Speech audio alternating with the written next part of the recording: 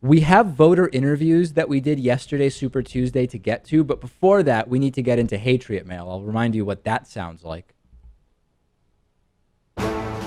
Hatriot Mail, your break from the tyranny of unbiased, independent media. Because knowledge and information are just communist conspiracies. Hatriot Mail, written by patriots who hate David Pakman. Because America. And because freedom.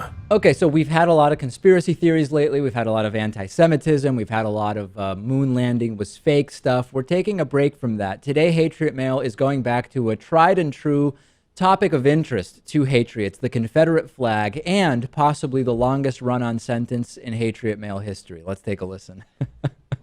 The Confederate flag is still a part of our history and our culture. And if you want to be inclusive, a left-wing f***ing communist anti-American motherfuckers like you always say you want to be inclusive, then what are you worried about the Confederate flag?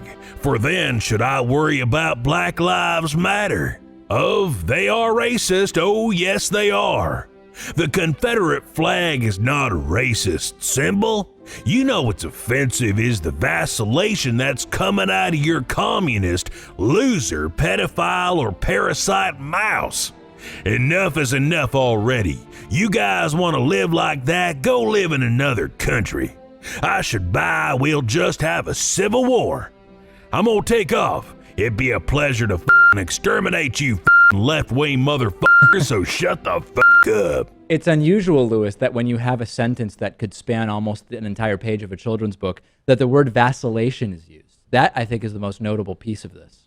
It's kind of like one of those George Bush speeches where he would have this one big word that he likes to use, and he would use it for a few months at a time. Right. Then he'd find another big word that he would always use. Yeah. Yeah. Well, there's an idea. I don't think I have much else. Presented without comment, as I like to say.